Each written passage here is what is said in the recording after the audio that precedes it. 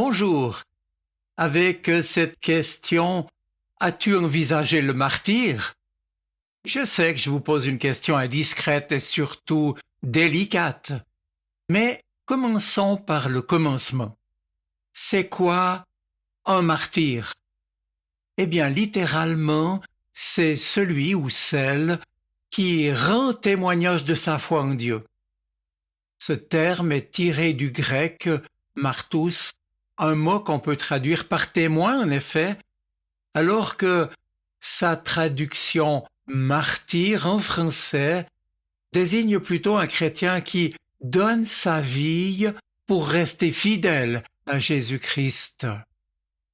Partant de cette étymologie, le martyr, martourion, est techniquement le témoignage que Jésus a porté sur Dieu et que les disciples ont porté sur sa personne, sur son message, sur la vie chrétienne, etc.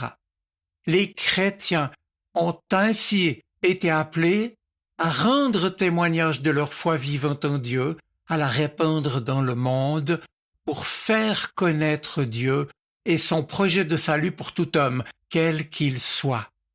En fait, déjà dans l'Ancien Testament, c'est en Ésaïe 43, Dieu avait dit à ses fidèles prophètes, « Vous êtes mes témoins pour le peuple. » Jésus-Christ réitère donc, si je puis dire, la même invitation à ses apôtres et à ses disciples dans plusieurs versets du Nouveau Testament, par exemple en Matthieu 24, 28, en Marc 8, 10, Jean 15, etc. Ces versets ont d'ailleurs un correspondant en Acte 1, 8. « Vous serez mes témoins, dit Jésus à ses disciples, jusqu'aux extrémités de la terre. » Mais alors, comment exécuter cette mission? Eh bien, on constate que ce sera par deux principaux moyens. D'une part, bien sûr, en proclamant sa foi de vive voix, par sa conduite morale aussi, ou par l'exemple de sa vie en société, bref, par ses paroles comme par ses actes. Et puis d'autre part, s'il le faut, par le don de sa vie, en acceptant les souffrances et la mort à cause de sa foi chrétienne. Le terme martyr dans la Bible et dans la vie chrétienne a donc bel et bien une double signification, à savoir, je le répète, le témoignage de la foi dans la vie quotidienne et plus spécifiquement le témoignage de la mort par fidélité à la foi chrétienne.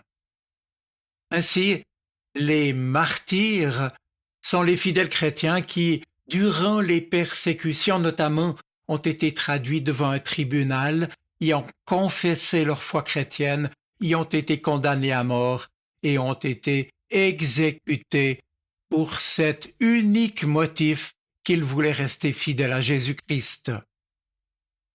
Ce qui fonde le martyr dans sa fidélité repose, bien entendu, sur cette parole de Jésus. C'est en Luc chapitre 9. « Si quelqu'un veut venir avec moi, qu'il cesse de penser à lui-même, qu'il porte sa croix chaque jour et qu'il me suive. En effet, celui qui veut sauver sa vie la perdra, mais celui qui perdra sa vie pour moi, ou à cause de moi, la sauvera. » Outre Jésus lui-même, bien entendu, dans le Nouveau Testament, on sait qu'au moins 3 personnages ont ainsi donné leur vie pour prix de leur attachement au Seigneur. Ce sont d'abord celui qu'on appelle le précurseur du Christ, Jean le Baptiste, qui a été décapité parce qu'il a dit la vérité et contesté ainsi l'injustice du roi Hérode. Ensuite Étienne, au lendemain de la Pentecôte, et j'y reviens. Et puis Jacques, dit le majeur, l'un des 12 disciples de Jésus, un apôtre, qui fut décapité par le roi Hérode Agrippa. Et depuis, hélas, la liste des martyrs est sans fin, liste d'hommes et de femmes qui n'ont pas voulu renier leur foi et qui sont allés jusqu'à donner leur vie pour leur attachement à Jésus-Christ. Le témoignage suprême de l'amour devant tous. Et les martyrs, en donnant leur vie, en cela, ressemblent à leur maître. Le christianisme, par son enseignement, sa conception morale et sa vie sociale juste et honnête, ne fait pas l'affaire de tous, il faut le dire. Il suscite des contestations, de la méfiance, de la peur et même de la persécution. Et déjà Jésus avait annoncé aux siens cette dimension dramatique du témoignage.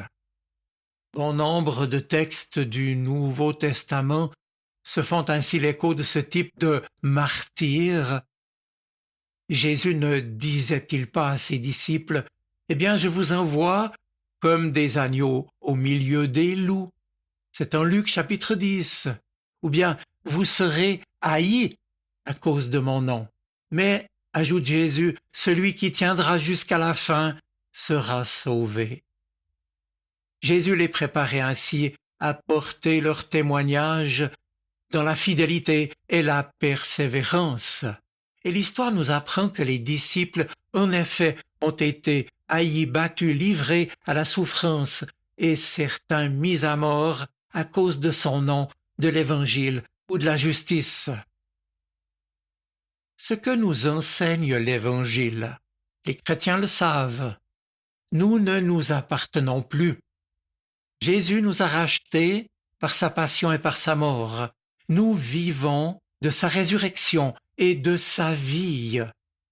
Ainsi nous est-il enseigné, nous sommes appelés ici et maintenant, et quoi que nous puissions traverser, à mourir avec le Christ et à ressusciter avec lui, jusqu'à ce que nous puissions dire avec l'apôtre Paul, il le dit en Galates 2:20, « Maintenant ce n'est plus moi qui vis, c'est le Christ qui vit en moi. » Sous-entendu, par sa présence, par son esprit en moi.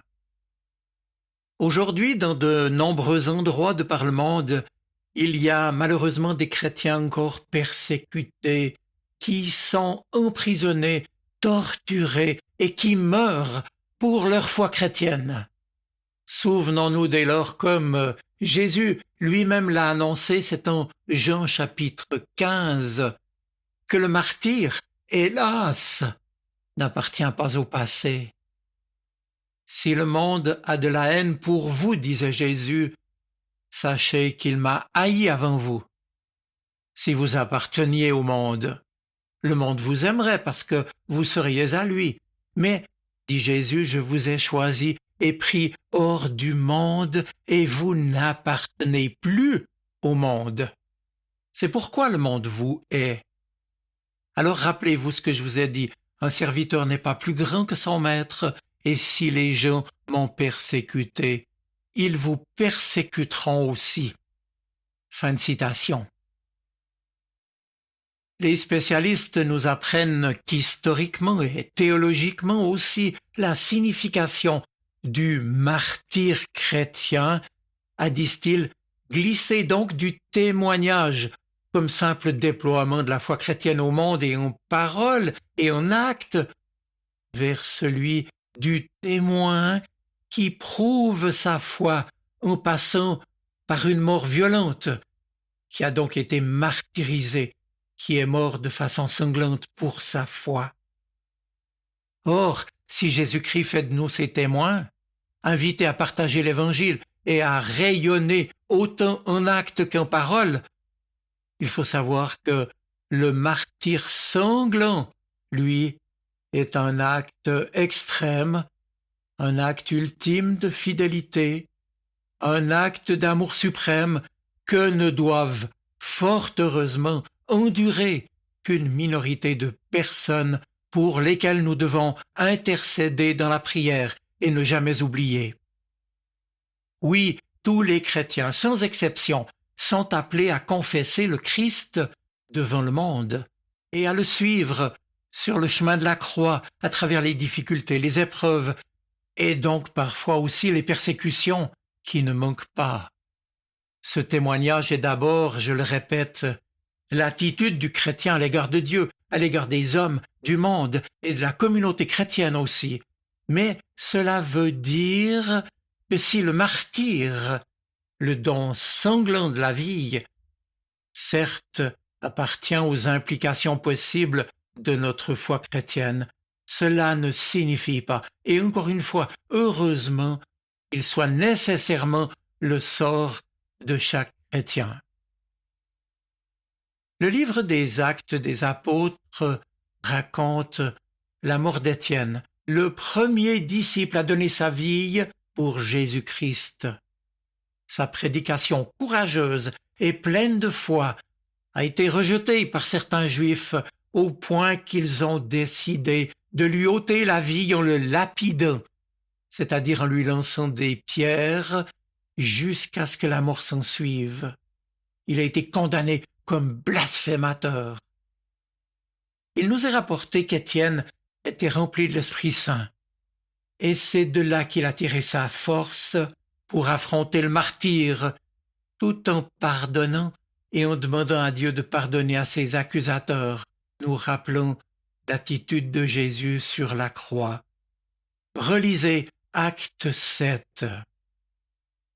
Mes amis, aujourd'hui encore, le témoignage d'Étienne est un avertissement.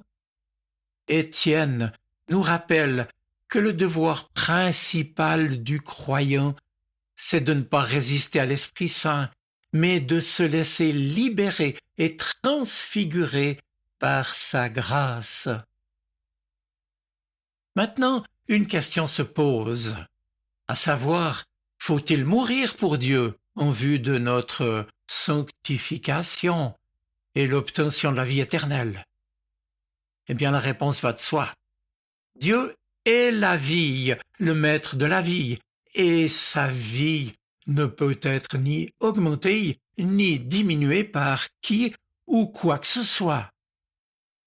Dans le livre du prophète Ézéchiel au chapitre 18, il nous est rappelé que Dieu ne désire pas la mort de qui que ce soit, mais plutôt la vie de tous. Son projet est de nous accorder la vie en abondance, dit à son tour Jésus. C'est en Jean chapitre 6. En conséquence, il convient de comprendre que personne n'a le droit de supprimer la vie humaine ou de gaspiller sa vie.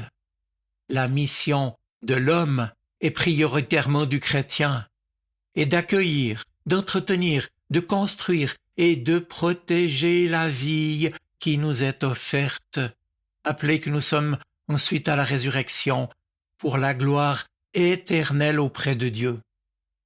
Cela dit, bien entendu, la vie ne vaut que lorsqu'elle est donnée dans l'amour. Mes amis, que Dieu nous donne toujours la force d'être ses témoins, qu'il nous donne de vivre l'espérance chrétienne, en particulier dans les temps les plus difficiles, qu'il nous accorde son aide pour bien faire avec amour ce que nous avons à vivre chaque jour. Je vous souhaite une bonne semaine. Soyez bénis. Amen. Sa parole résonne dans mon cœur. Elle est vivante, elle parle. Elle m'aide à choisir, m'illumine. Elle est vivante, elle est poignante, elle touche mon cœur.